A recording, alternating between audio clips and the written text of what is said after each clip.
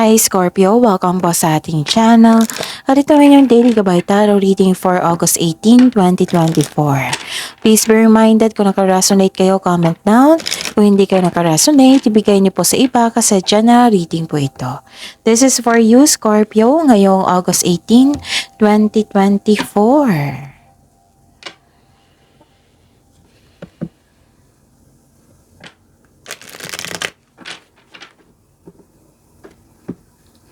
Maraming salamat po sa inyong patuloy na suporta at maraming salamat po sa mga hindi nag-skip ng ads. Gamitin ang reading na ito bilang gabay lamang. Sa mga hindi pa nag-subscribe, subscribe na po kayo at click bell notification para malaman nyo na may bago tayong video.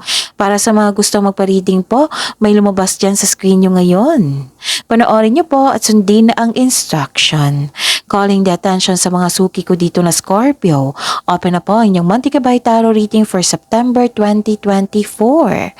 May 6 months from now reading din tayo at love life reading. So message me Scorpio for schedule. Maraming salamat po.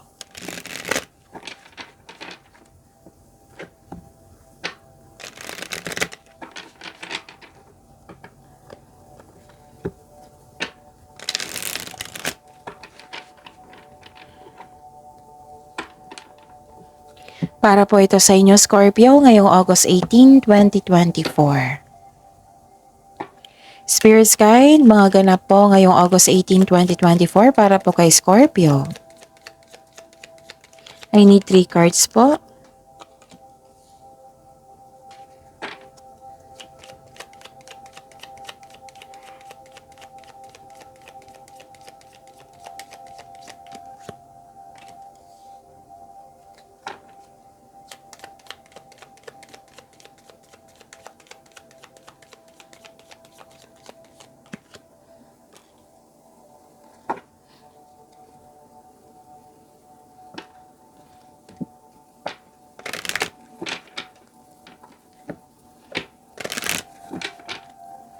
Spirit's Guide, message po para kay Scorpio ngayong August 18, 2024. I need 2 cards po.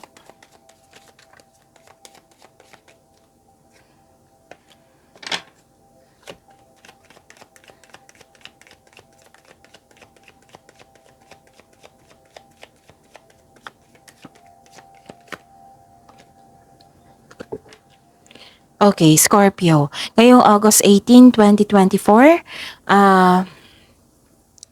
para kay Scorpio, may nakita ko ditong,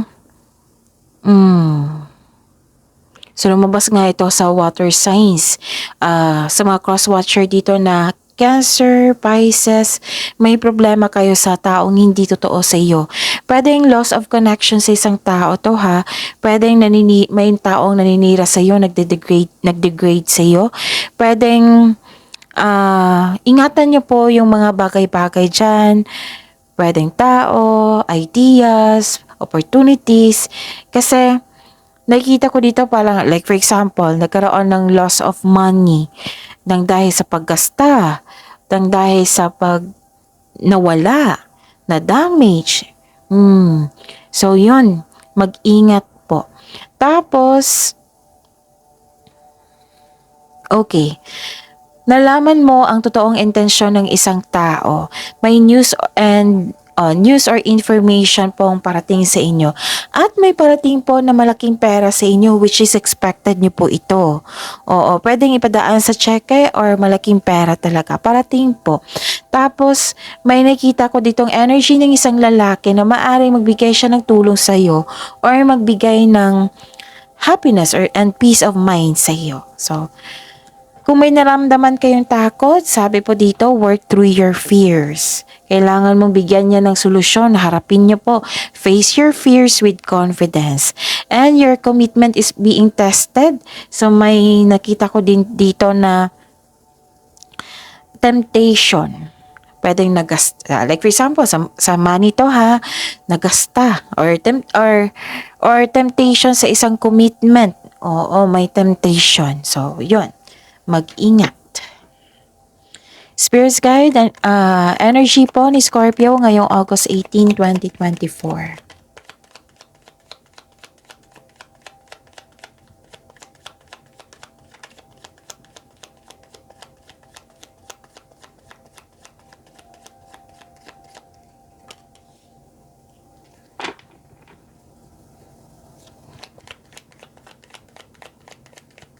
And the clarification po.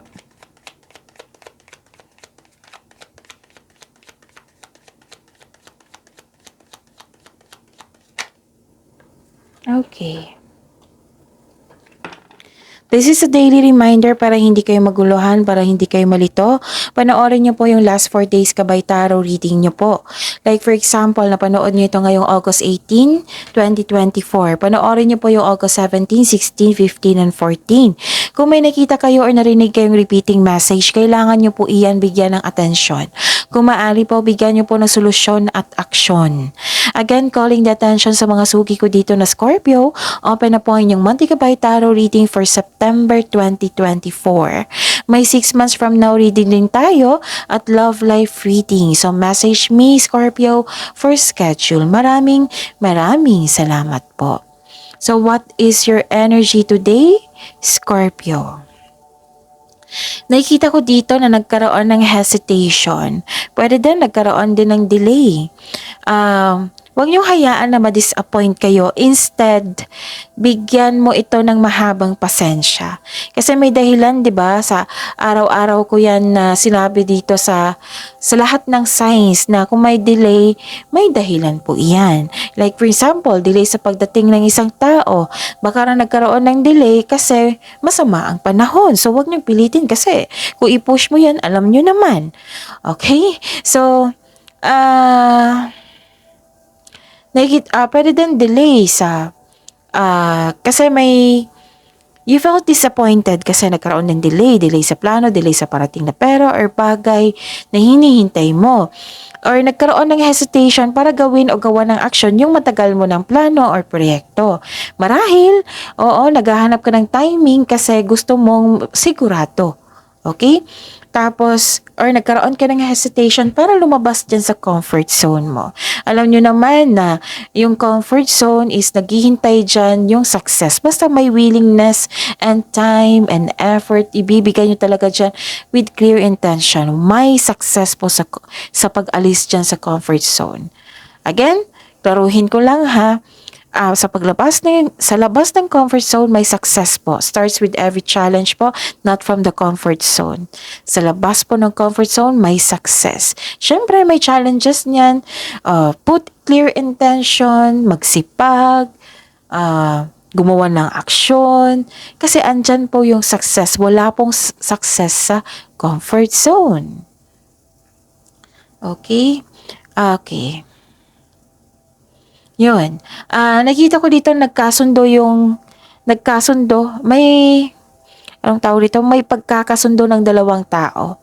Oo. Shared feelings to eh. Okay? Pwede din partnership ito. Nagkaroon ng pagkakasundo, nagkaroon ng balanse sa araw na ito. Pwede din kakasagot mo lang sa manliligaw. Pwede din kapakapasok mo talaga sa relasyon or nagkabalikan kayo, nagkaroon ng unity, ganon. This card tells you na may namuong relasyon. This card symbolizes shared feelings and mutual attraction. Mostly romantic partnership ito. Partnership po. This is also called a destiny card.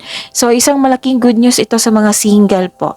And I believe sa mga may relasyon dito na nagkaroon ng labuan, nagkaroon po ng pagkakaisa dito. Okay? Kung sa career and money to, may parating po na job opportunity sa inyo or business partnership kasi nagkasundo kayo sa isang tao nagkaroon ng deal. Nagkaroon ng deal, nagkaroon ng commitment. Yun, your commitment is being tested. So, yun, grab mo na yung opportunity na ito dahil, okay, kung bigyan mo ng clear intention itong opportunity na ito sa career and money kung bigyan mo ito ng attention po and talaga bigyan mo ng sipag at tiyaga, clear intention, nakikita ko talaga magbibigay ito ng financial growth sa iyo. Basta planuhin ng mabuti at sipagan sa araw-araw. Okay? So ang ganda niyan, Scorpio. Huwag kayong ma-hesitate na lumabas sa comfort zone nyo kasi alam nyo naman yung sinabi dito, yung naghihintay ng yung hinihintay mo na financial growth. Spirits guide, career and money po para kay Scorpio ngayong August 18, 2024. And the clarification of this card po.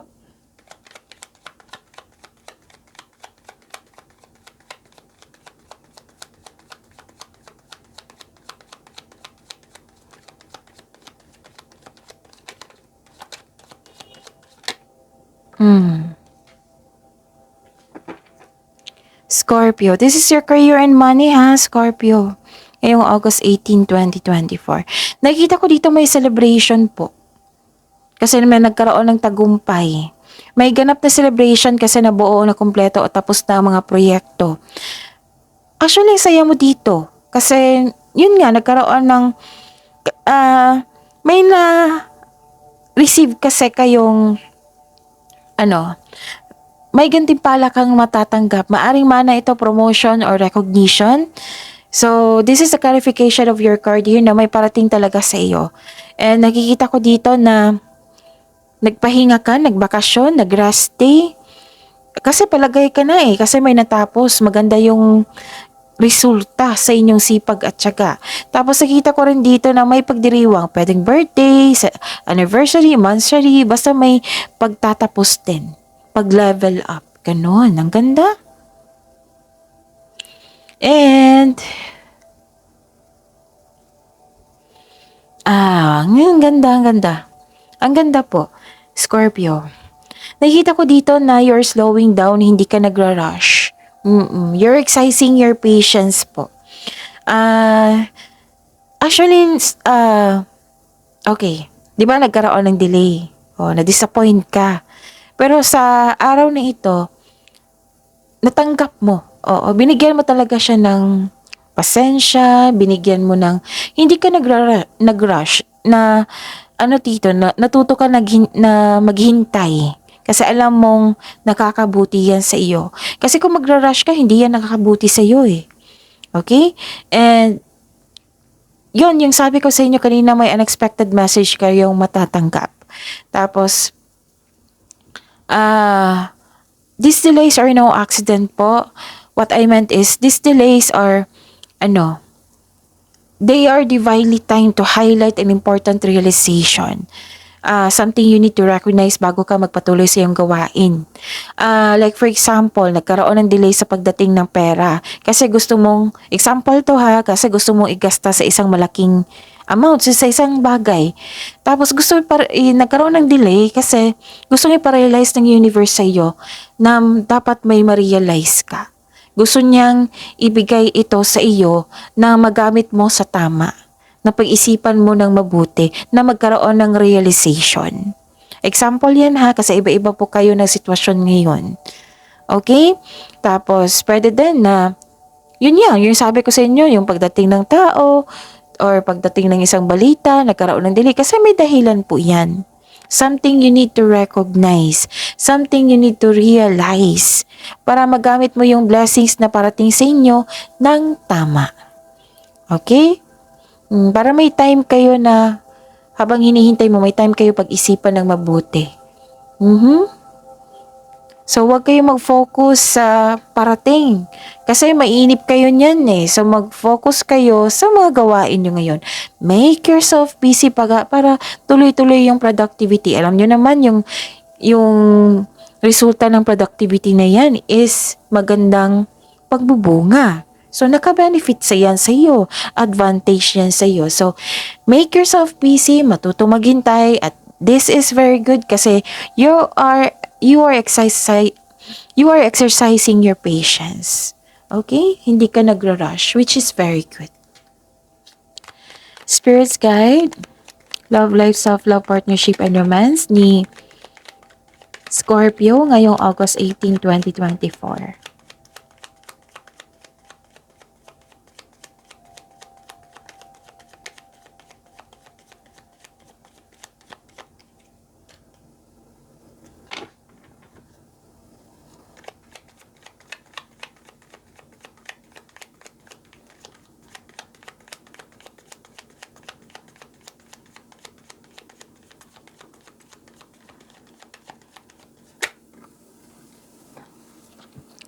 Maraming salamat po sa patuloy na tiwala at suporta sa ating channel at maraming salamat din po sa mga hindi nag-skip ng ads.